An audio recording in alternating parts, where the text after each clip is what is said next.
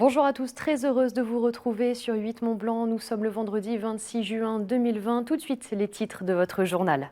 L'Assemblée départementale de Savoie a voté ce vendredi un plan d'aide exceptionnel de 40 millions d'euros pour soutenir la reprise économique du territoire.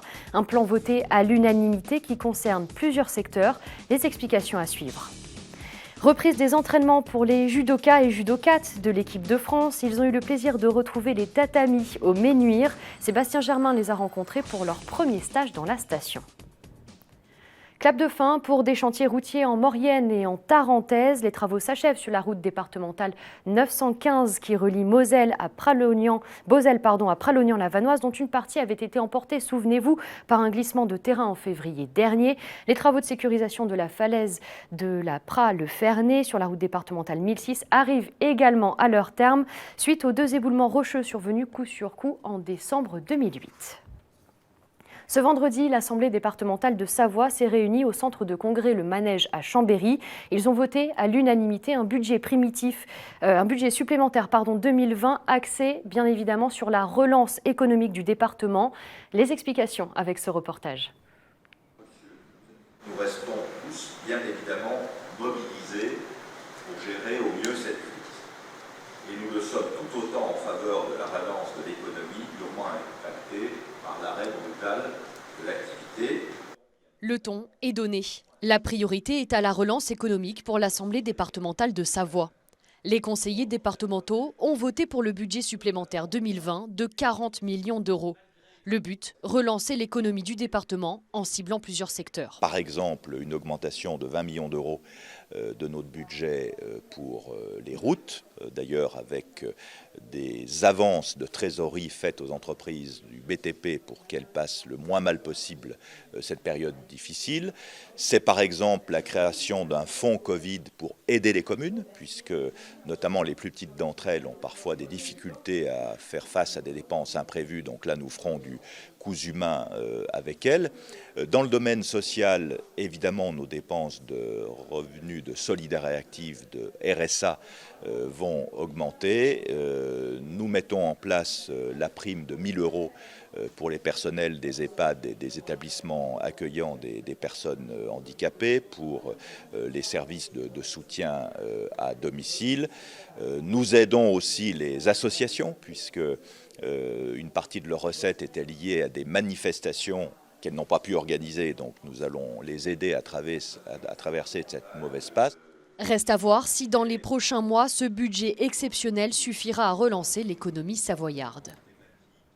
Depuis ce lundi, les judokas et judokates sont autorisés enfin à fouler de nouveau les tatamis. L'équipe de France en a profité pour prendre ses quartiers au Ménuire pendant une dizaine de jours afin de réaliser un stage d'oxygénation. Au total, 21 athlètes sont présents alors que l'incertitude règne toujours quant à la reprise des compétitions officielles. C'est un reportage signé Sébastien Germain. Ce n'est pour le moment qu'un simple entraînement, mais pour les membres de l'équipe de France de judo, ce retour sur les tatamis est une vraie délivrance. Et pour ce premier stage post-confinement, la Fédération française de judo a choisi les Ménuires, sa station partenaire depuis plus de 20 ans. L'intérêt, c'est déjà de se retrouver et de faire un peu de cohésion avec l'équipe qui était malheureusement éparpillée un peu partout. Et puis de se refaire aussi une petite condition physique. Et pour la première fois, de remettre le kimono ensemble, avec un petit collectif. Mais ça fait du bien, et retoucher le judogi. Au programme de cette dizaine de jours pour les 21 athlètes présents en Savoie, du judo, de la musculation, mais aussi des activités extérieures. Ce stage d'oxygénation a également pour objectif d'essayer de chasser une certaine appréhension par rapport au Covid-19, le judo étant un sport de contact par définition. On y a forcément tous pensé pendant cette période qui a été vraiment très compliquée. Mais aujourd'hui, on a fait quand même pas mal de tests médicaux et tout. Et puis nous, le judo, c'est ce qu'on a dans le sang clairement. Et on avait vraiment à cœur de pouvoir remettre le kimono tous ensemble. Après, c'est vrai que c'est basé un peu sur la confiance aussi. On se doit d'être, entre guillemets, irréprochable pendant toute cette période. Essayer d'éviter au maximum les contacts, bien entendu. voilà, nous, ce qu'on voulait, c'est refaire un peu de judo, retrouver des sensations. Et voilà, ça c'était vraiment important pour nous. En attendant la reprise des compétitions officielles, le confinement a été marqué par le report à 2021 des Jeux Olympiques de Tokyo prévus au mois d'août. Une décision qui est venue bouleverser tout le processus de préparation de ces sportifs. Je l'ai très très mal vécu, j'ai beaucoup pleuré, j'ai déprimé. Heureusement qu'il y avait ma famille avec moi, ça a été dur parce que pour moi j'étais prête et forcément c'était un petit peu le dernier lancement, la fin, l'aboutissement de, je dirais même pas 4 ans, je dirais moi de 10 ans. C'est vrai que j'ai fait les Jeux à Rio et que j'ai fait 2e et j'attendais que ça et qu'il manquait que la médaille d'or olympique. Vraiment j'ai toutes les médailles d'or sauf les Jeux. Donc ça m'a vraiment fait mal et je me suis dit on était si près du but parce qu'on s'entraînait pendant 3 ans et quelques, si près du but et là ça se passe comme ça. Donc c'est vrai que j'ai été très frustrée. On suivra donc avec attention les futures performances des membres de l'équipe de France de judo pour savoir si l'air et l'atmosphère de la vallée de la Tarentaise leur auront été bénéfiques. Et on reste dans l'univers du sport avec une belle initiative, celle de Maxime Cloquier, membre du club de triathlon de Chambéry, atteint d'un cancer l'année dernière. Aujourd'hui, il va mieux et il a décidé, avec des amis, de s'associer à la Ligue contre le cancer de Savoie autour d'un projet. Attention, relié à vélo Trois-Lacs, Aiguebelette, Le Bourget et Annecy. Maxime Cloquier, bonjour. Oui, bonjour. Vous allez enfourcher votre vélo ce samedi pour 270 km de route. Vous êtes prêt ? On va essayer en tout cas de relever le défi. Dans quel état d'esprit êtes-vous juste avant le départ ? J'avoue que là on est vraiment survolté, ravi de voir l'ampleur que le mouvement a pris. On ne pensait pas qu'un tel engouement serait véhiculé et c'est vrai que les réseaux sociaux ayant fait leur travail, on a été agréablement surpris de voir à quel point on obtenait le soutien de sportifs, non sportifs et d'un ensemble de la population qui se sentent concernés par cette cause. Alors, pour mieux comprendre cette course, quel trajet allez-vous réaliser ? On va donc partir de Chambéry, de la Fontaine des Éléphants à 6h du matin, pour rejoindre le bord du premier lac, celui du Bourget, et pour bifurquer directement en direction de Grésy, le col de l'Échaud, basculer, faire le tour du lac d'Annecy, revenir par le col de l'Échaud, repasser à proximité de Chambéry, ensuite col de l'Épine, lac d'Aiguebelette, dont on fera le tour également, et puis ensuite le dernier tour de lac sera celui du lac du Bourget, pour revenir ensuite à Chambéry. Bon, une grosse course, on l'a compris, 270 km. Quel est le message finalement que vous portez avec cette initiative, avec ce projet ? Comme vous l'avez dit, en introduction, j'ai été atteint en 2019 d'un cancer et il me tenait à cœur de porter un message d'espoir et d'encouragement pour les familles, pour la recherche également à l'égard de toutes ces maladies contre lesquelles beaucoup se battent encore. Et ce message, je souhaitais le porter symboliquement au travers d'une épreuve sportive, puisque ça fait partie de mon quotidien. Je suis triathlète au Triathlon Club de Chambéry et c'est avec un ensemble d'amis de ce club qu'on a décidé de mener cette initiative. Peut-on vous participer avec vous sur ce trajet, l'ensemble du trajet, ou au moins un petit bout de chemin avec vous ? Alors c'est pour ça qu'on a mis en ligne sur notre page Facebook Pédalons contre le cancer l'ensemble du circuit, de façon à ce que ceux qui souhaitent faire qu'une petite partie du circuit et nous rejoindre sur une portion, sur une partie du tracé, puissent le faire. Vous savez déjà s'il y a des gens qui vont participer avec vous ? On peut l'imaginer puisqu'on a fait une sorte de répétition, si on peut l'appeler comme ça, samedi dernier, au départ de la Fontaine des Éléphants. C'était certes un peu moins tôt, c'était à 8h, mais on a été vraiment surpris de voir le nombre de personnes qui étaient venues pour cette première et avant-première. Donc on peut imaginer qu'il y aura du monde, effectivement, mais je tiens quand même à signaler qu'on sera respectueux des règles sanitaires qui nous importent également énormément aujourd'hui et auxquelles il faut être vigilant. Bien évidemment. Alors je rappelle quand même, le départ, c'est donc vendredi, demain à 6h du matin devant la Fontaine des Éléphants. On vous souhaite évidemment beaucoup de courage, Maxime Cloquier, pour cette route. Merci beaucoup. Merci à vous. Et c'est une autre course, celle des élections municipales, dernière ligne droite avant le second tour. Ce dimanche, Emmanuel Jaude nous emmène à Thônes à la rencontre des têtes de liste. On regarde. Si le premier tour des élections municipales dans la commune de Thônes n'a pas permis de départager les 3 candidats en lice pour le poste de maire, le choix des habitants de la capitale des Aravis sera donc décisif ce dimanche. Après le retrait de la candidature de Jean-Bernard Chalamel, crédité de 30,29% des voix lors du scrutin de mars, il ne reste plus désormais que 2 prétendants, à savoir Pierre Bibolet, maire sortant qui a récolté 43,47% des voix, et Jean Vullier qui a lui convaincu 26,23% des Thônais lors de ce premier tour. Mais alors pourquoi voter pour l'un ou l'autre de ces candidats? Nous leur avons directement posé la question. Alors moi, vous savez, je crois pour 2 raisons. La première, avec l'équipe sortante, nous avons eu un mandat difficile, avec les restrictions budgétaires, les transferts de compétences qui ne sont pas toujours passés facilement, la gestion de la crise sanitaire. On a été classé 3 fois en catastrophe naturelle et nous avons dû gérer avec une équipe expérimentée aujourd'hui qui se représente pour moitié. Ça ne nous a pas empêché de lancer des projets, de désendetter la commune, de nous donner les moyens pour l'avenir. Puis la deuxième raison, c'est que c'est une équipe qui est renouvelée pour moitié, une équipe dynamique, qui est motivée, qui veut faire de Thônes et assurer un avenir pour la commune de Thônes avec un nouveau dynamisme, apporter de nouvelles idées, conforter les projets, poursuivre ce qui a été engagé. Et c'est pour cette raison que je pense qu'il faut assurer l'avenir de Thônes en votant pour notre liste. Les habitants de Thônes sont inquiets pour le devenir de leur commune. Ils l'ont fait savoir en rejetant massivement le projet de Scott qui prévoyait ici même un immense parking et un télécabine vers Bourgard et une ouverture excessive à l'urbanisation.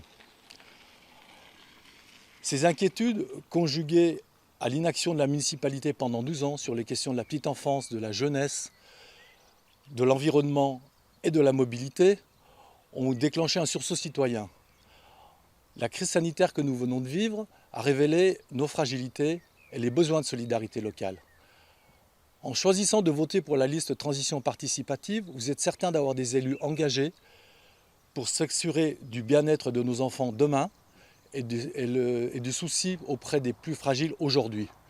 Nous mettrons en place une concertation active, une réelle concertation, avec l'ensemble du tissu associatif, des habitants, pour faire en sorte que notre avenir soit celui que l'on souhaite.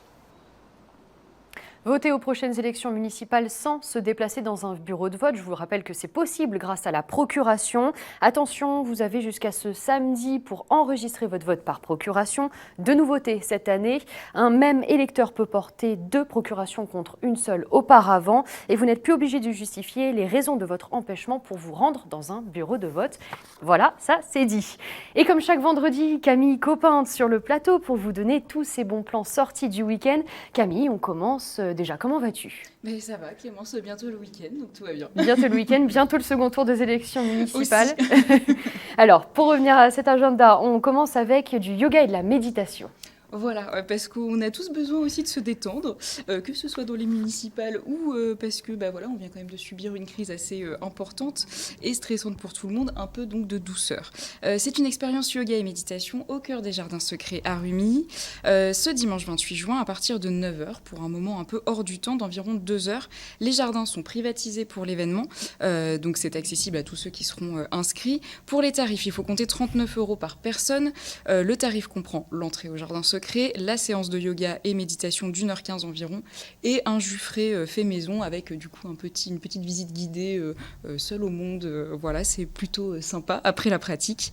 Les infos et les inscriptions se font donc directement auprès des Jardins Secrets. Vous retrouvez toutes les infos sur rumillytourisme.com. Et puis tu nous as prévu aussi une sortie dans une friperie ambulante. Oui, en fait c'est la friperie qui vient jusqu'à nous, c'est la recyclerie des tanneries de Rumilly qui ferme malheureusement. L'association L'Écrevisse à Mété a donc décidé d'organiser une déambulation dans les rues d'Annecy demain samedi 27 juin après-midi pour trouver une nouvelle vie aux vêtements des tanneries.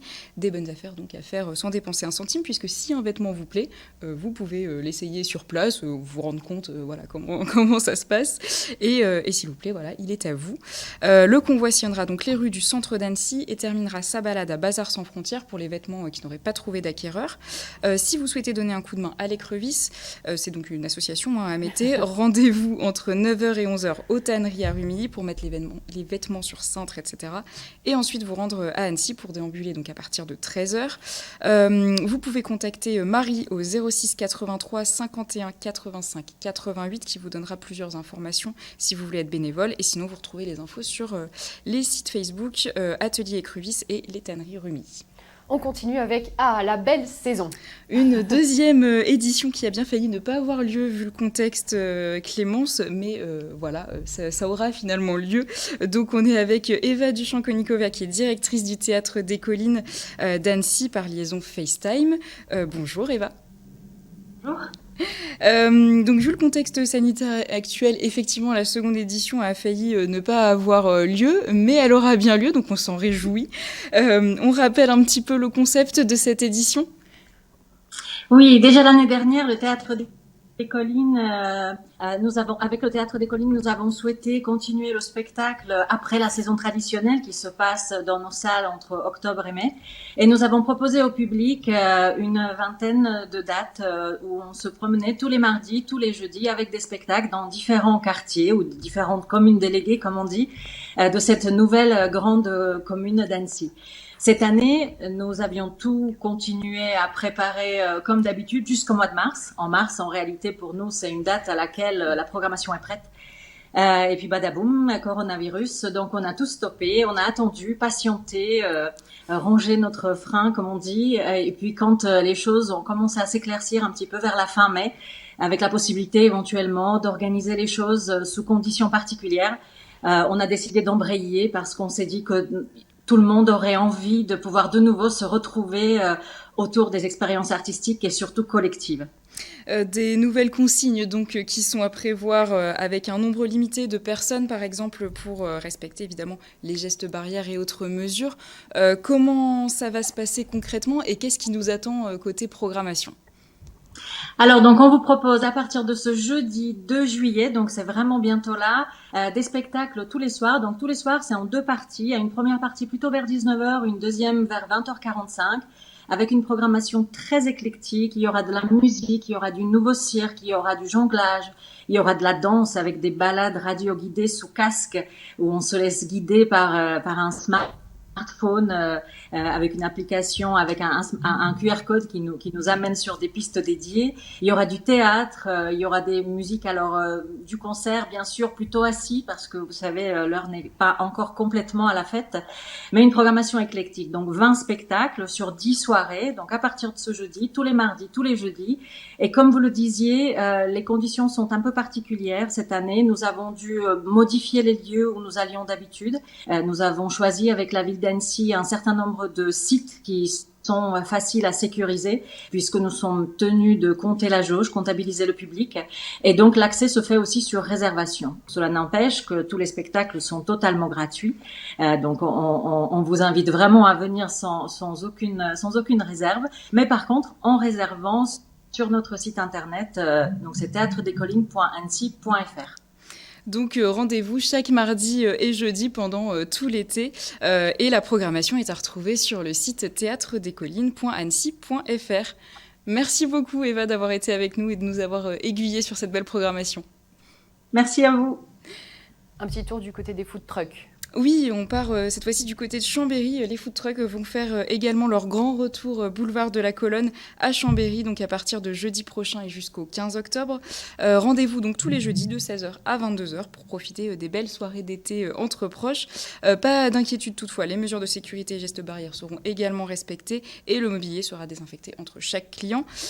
Toutes les infos sont sur le site chambéry.fr. Une petite idée de rando pour terminer. Oui, malgré une semaine sous un soleil radieux, sache que ce week-end, il va quand même faire orageux. Donc déjà, soyez bien vigilants si vous partez en randonnée, vérifiez les conditions météorologiques.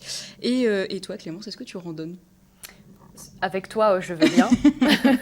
Eh ben, écoute, on va faire une petite rando demain matin. Je te propose la boucle des lacs du refuge de l'Étendard. C'est une rando en Savoie à un peu plus de 2000 mètres d'altitude. Il faudra donc un petit peu se couvrir. Qui nous emmène en bordure de 2 lacs artificiels qui sont alimentés par le glacier de Saint-Sorlin-d'Arve.